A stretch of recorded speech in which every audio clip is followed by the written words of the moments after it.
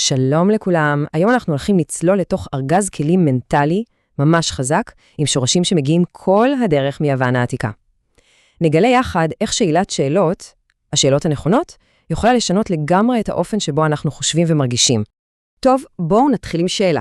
התחושה הזאת מוכרת, שמחשבה שלילית אחת קטנה פשוט צצה לה בראש, ופתאום היא גוררת אחרי הרגש לא נעים, נגיד חרדה או עצב, ואז הרגש הזה גורם לנו לעשות משהו, או יותר נכון, להימנע ממשהו, ומה קורה בסוף? ההימנעות הזאת רק מחזקת את המחשבה המקורית. זה מין מעגל אכזרי כזה, שקשה מאוד לצאת ממנו. אז המעגל הזה יש לו שם. הוא בעצם מושג מרכזי בטיפול קוגניטיבי התנהגותי, או CBT. הרעיון הבסיסי של הגישה הזאת הוא שהקשיים שאנחנו חווים הם לא תמיד נובעים מהאירועים עצמם, אלא מהדפוסים האלה, מהאופן שבו המחשבות, הרגשות וההתנהגויות שלנו פשוט משפיעים אחד על השני ויוצרים לופ. המודל הזה ממש מראה איך זה עובד. בואו ניקח דוגמה. נגיד שיש מצגת חשובה בעבודה, ואז צצה המחשבה, אני לא מספיק טוב.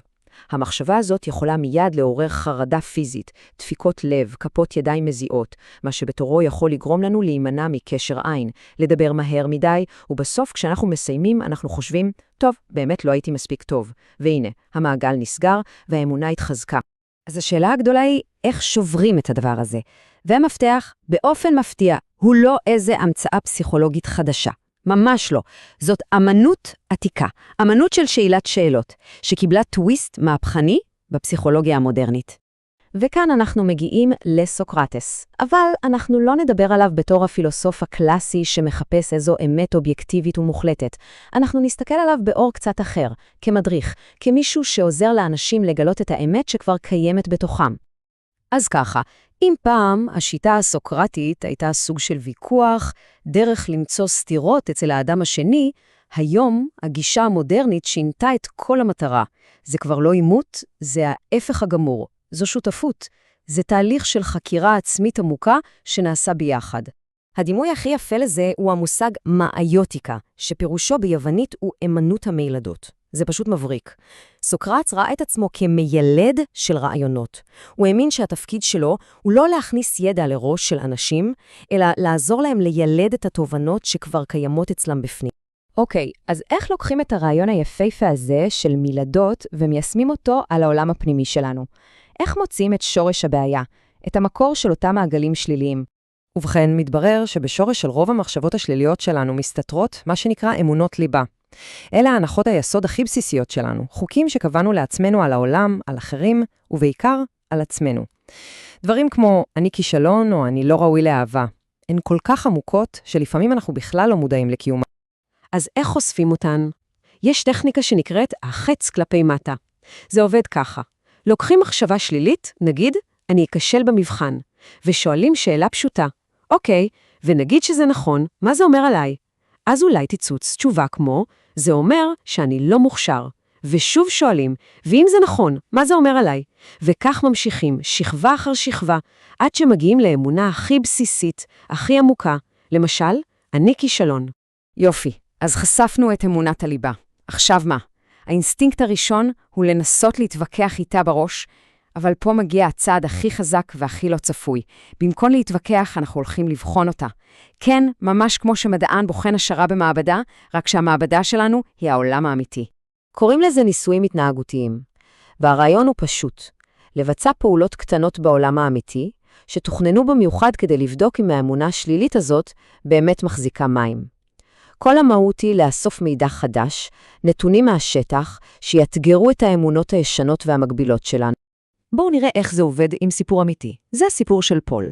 בעקבות פשיטה משטרתית טראומטית, הוא פיתח אמונת ליבה שאמרה לו שהוא חייב להיות תוקפני כלפי שוטרים, כי אחרת הוא ירגיש חלש וחסר ערך. אז פול תכנן ניסוי שהוא קרא לו מבצע דלאי לאמה. במקום להיות תוקפני, הוא החליט שבמפגש הבא עם שוטרים, הוא התנהג בדיוק ההפך, רגוע, משתף פעולה. התחזית שלו, הוא היה בטוח ב100% שהוא ירגיש נורא, שזה יהרוס לו את היום. אבל מה קרה בפועל? המשטרה הייתה פחות עוינת, והוא בכלל לא הרגיש חלש. למעשה, הוא כמעט לא חשב על זה אחר כך. והנה הפואנטה. התוצאה הזאת, שהייתה הפוכה לגמרי מהתחזית, הובילה לשינוי עמוק באמונת הליבה שלו. הוא הבין שלהיות רגוע ומשתף פעולה זה לא סימן לחולשה. לפעמים זה דווקא המקור האמיתי של הכוח והשליטה. בואו נסתכל על עוד דוגמה, חזקה לא פחות, המקרה של איליד.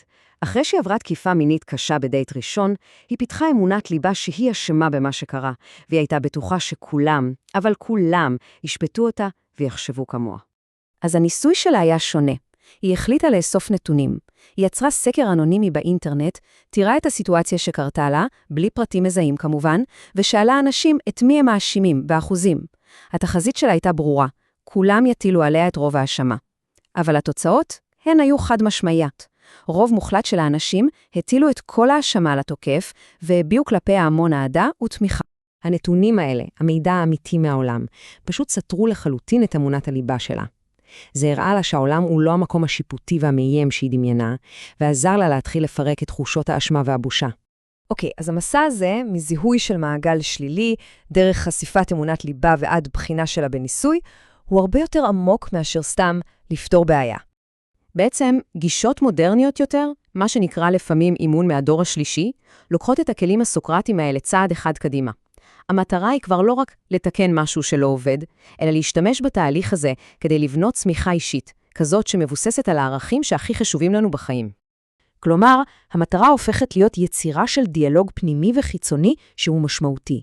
דיאלוג שעוזר לנו להבין מה הערכים שמנחים אותנו, מה הסיפור שאנחנו מספרים על עצמנו, ואיך אנחנו יכולים לעצב את הזהות שלנו באופן אקטיבי. אז בסופו של דבר, זה לא רק לצאת מהלופ, זה שינוי תפיסה. זה המעבר מלכבות שריפות לבניית חיים שהם עמידים יותר, גמישים יותר, ובעיקר מלאי משמעות.